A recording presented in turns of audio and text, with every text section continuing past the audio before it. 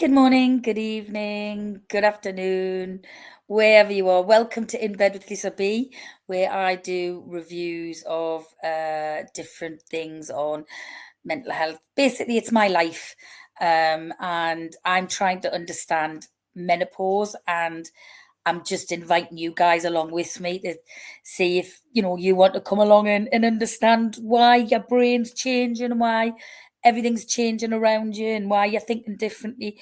And not that it takes the symptoms away, but I think if you understand why it all happens, it just validates it all.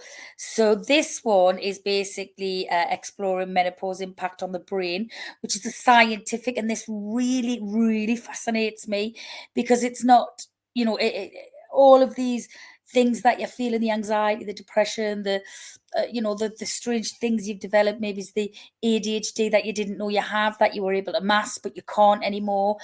Not under this, I think I haven't watched it, so I'm hoping from the title that this is going to explain a little bit. Anyway, let's watch it together. I'll do what I normally do. I'll stop and start things, and yeah, we will take it from there, my friends.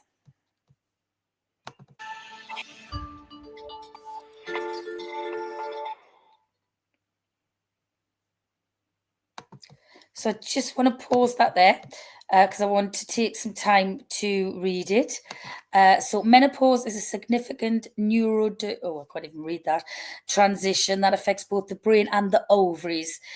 Brain estrogen levels, brain energy, grey matter volume, and connectivity decline during menopause. Now, I don't know what any of that is, grey matter volume and all that. Hopefully this is going to explain it. Contrary to previous beliefs, estrogen receptors in the brain may increase their activity post-menopause, highlighting the need for further research. Well, that is interesting to know, and I will kind of be following that and seeing the outcome, hopefully, of these receptors in the brain that can increase after kind of post menopause, and not after menopause because you're never out of menopause. Post menopause, I'm in peri at the minute, which is probably the most awful thing I've ever experienced, but never mind. Anyway, let's crack on and let's see what this is all about. So I have a PhD in neuroscience and nuclear Hi, medicine and Lisa. molecular imaging, which really sums up to brain imaging.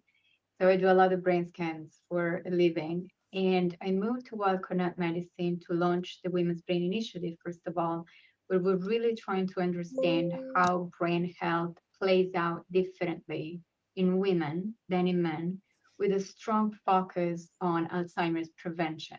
So Oh, prevention of dementia and associated neurological deficits. What we have learned from many years of research is that the risk of Alzheimer's disease starts becoming manifest in women's brains already in midlife. So what we learned is that Alzheimer's disease is a disease of midlife with symptoms that become clear on clinical grounds in old age. But the most important age to focus on for preventative efforts is midlife. So that begs the question of what happens to women in midlife that could potentially explain why Alzheimer's disease at the end of the day affects more women than men. Because currently, almost two-thirds of all Alzheimer's patients are women. wow. Hang on, I didn't know that. I really didn't know that. So that's interesting. Um, Now, I'm just putting this out there. This might be totally wrong. I'm not a doctor or anything like that. This is just how my brain works. So, sh- is it got something to do with, obviously, females got testosterone and male have got testosterone. So we've got to have some form of something similar to some similar gene or whatever it is for us both to be able to suffer, obviously, the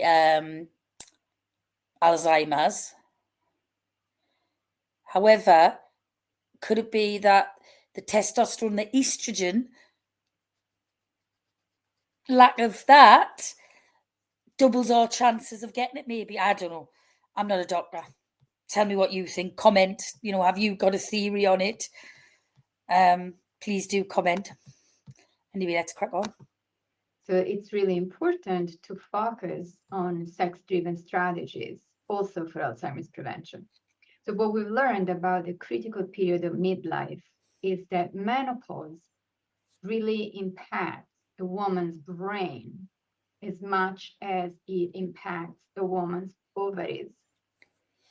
However, traditionally and historically, menopause has been associated with an issue with the ovaries, which is why if you're going through menopause, you go see an OBGYN specialist and not a neurologist or psychiatrist or otherwise brain specialist.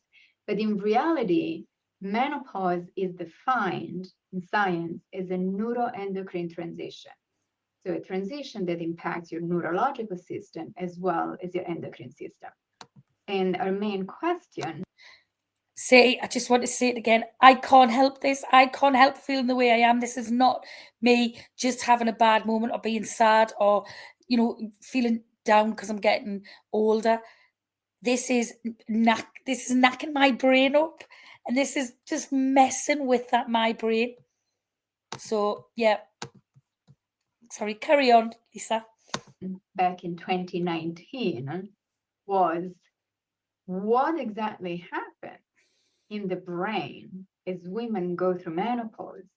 It could potentially explain the higher lifetime risk of Alzheimer's disease, but also help us understand why so many women, over 80% of perimenopausal and postmenopausal women, also develop brain symptoms during menopause, whether the hot flashes, the night sweats, insomnia, depression, anxiety, brain fog, memory lapses. Those are neurological symptoms that have nothing to do with the ovaries, that have been widely overlooked in clinical practice because of this disconnect between what's OB/GYN territory and what is brain territory. So our work was really aimed at bridging the gap and bringing these two fields together, because no woman has the luxury of forgetting about her brains or her ovaries. So we really need to look at every woman as an organism. So then I'll take you back with me to 2019, now 5 years ago, when we were doing a lot of work on the menopause brain to really map out brain changes and things that happen in the brain as a result of the menopause transition. And we were seeing that every type of brain scan we were doing would show some changes and some effects. So what we learned after 2019, but also currently, is that as a woman goes through menopause, there's a chance of brain energy levels going down, right? On average, we have measured and quantified that there's a drop in brain estrogen, in brain energy levels by about 20-30%. There is also a change in gray matter volume. There's a decline in white matter volume as well. But hang on. So 30% of basically my brain has declined. No wonder I'm struggling. And this is this grey matter she's talking about. I don't know what that is. I'm going to have to look that up. But yeah, wow.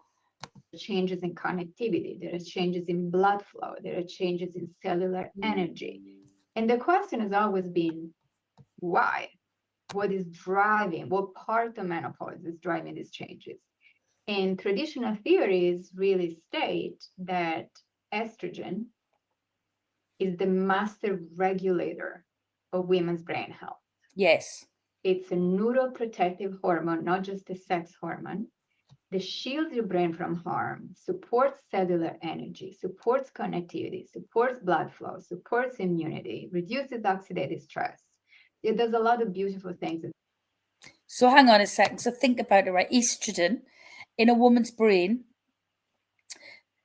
does all of that. It protects it. It well, she just explained. It does all of that, and for however many years, on average, well, me personally, which is obviously what I'm referring to, I think I started going into perimenopause. I would say probably about, looking back, probably about 45. That's probably when I just started going there. And so for 45 years, everything's working right, everything's firing right, everything, I've got enough estrogen there to keep me going. And then all of a sudden it declines by 30%. It can, if I've got that right. So therefore, obviously, no wonder my brain's getting all mumbled and jumbled and I'm thinking differently and I'm feeling like a different person. Because I kind of am when you think about it. I've lost a third of who I am. Because that obviously that estrogen does so much. It's part of forming my personality and my mind, and 30% of that's gone. I think that's how I'm describing it, right? I think I am anyway. I think that's what she's meaning. Inside your head that we were absolutely not able to see. Why not? Because we did not have a technology that allowed us to measure, quantify, or visualize estrogen activity in the brain. So that was 2019. When I learned that, I said, this is unacceptable. Women are half of the population. All women who live long enough, but the vast majority of women go through menopause. Exactly. Just as part of being a woman born with ovaries or a person born with ovaries. And also, a lot of women take hormones. We started puberty. We put girls on birth control, often hormonal birth control, very early on in life. Yeah. Then we take hormonal therapies for menopause. And so many women also take hormonal therapies for cancer, right? For some types of cancer. And we have absolutely no idea what these therapies do in the brain. We know that they get to the brain, but we have no idea what to do, how much you need, for how long, when to stop. So that was 2019, and I went to my radiochemistry department at Walcott Medicine. We have a fantastic radiochemistry department. And I said, I need a tracer for estrogen. And they said, good luck, because there isn't one. That's when the unacceptable part came out. And they said, well, look, we need to come up with something that works. And so we fast forward to 2020, we had the technology, we got FDA approval, then we got shut down for COVID for a year. But then we started enrolling people in the studies, around the women really in the study. And once we reached a certain sample, we started looking at not just if the uptake was good enough, which appeared to be the case, but also if it was possible to find differences between women who were premenopausal with a regular menstrual cycle, perimenopausal with a regular cycle. And that's when the symptoms start coming up, like the hot flashes, the insomnia, usually. So hang on, there's pre, peri, and post. So I think pre is obviously when you're having normal cycles, yes, is that right? Peri is obviously the hell that you go through in between. And then post is when you're kind of through that, and I think I'm right in thinking that. I'm hoping so anyway. They impact you actually most at the perimenopausal stage. And then we had a group of women who were past the final menstrual period, and therefore they were postmenopausal. And what we learned is something really interesting that actually goes directly against the theories that we had about the ways that the brain responds to menopause. So all the evidence we had about menopause's impact on the brain came from animal studies. And rodents are not women. But also, rodents don't go through menopause the way the women do. And the big distinction is that rodents typically die soon after the end of their reproductive life, whereas women live easily another third of their lives in a postmenopausal stage. So clearly there's something more to the way the women's brains might be able. Yeah, hang on a second. So they're doing tests on rodents, but rodents don't really get to the menopausal stage. So surely that's a waste of time. Mm. Or is that just me? Able to adapt or adjust, perhaps, to menopause. However, what we knew from animal studies is that the theory was that the brain becomes desensitized to estrogen after menopause. The idea is that estrogen is no longer present, so the brain stops making estrogen receptors and everything kind of shuts down. What we found in women is exactly the opposite.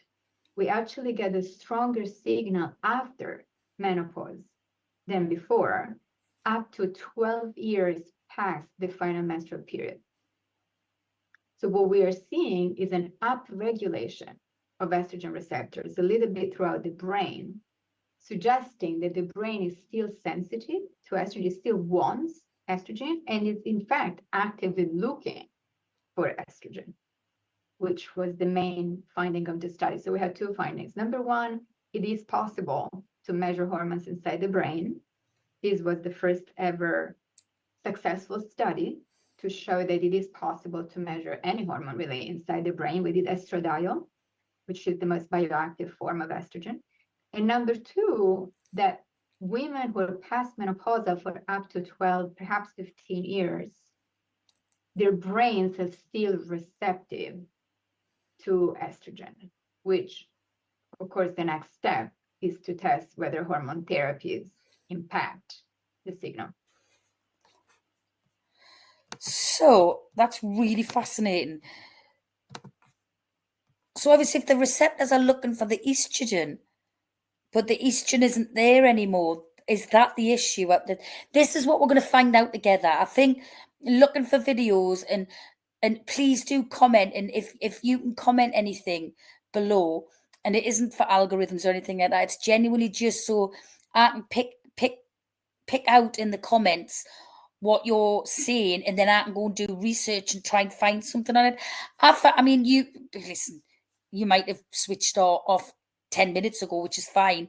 But to me, I just need, I don't know if it's the ADHD in me or something, but I need to understand what's going on in my brain, because it's that, it's like, it's just, it's changed that much. I mean, I really hope that they're gonna sooner rather than later discover, you know, the whole process of menopause, because they're still in the dark, let's face it, you know, very, very soon. And I hope they're going to kind of sit there and go, you know, how on earth did the previous generations go through this? Because it's so complex, and you know, be able to explain to her how complex and difficult it is, and make a lot of her understand. And, you know, somebody do dodge the bullet, which is lucky them. But for those of us who don't, and I mean, I'm in the firing line, I constantly, do you know what I mean? Anyway, that's my analogy over. Anyway, what I'm going to say, I'm going to sign out now. It's food for thought. I'm going to do a little bit more delving into that. Definitely, I do enjoy the videos on trying to understand how the brain works during menopause. So yeah, I'll sign off like I always do. Nighty night, sleep tight, and don't let the beddy bugs bite. See you guys. Night.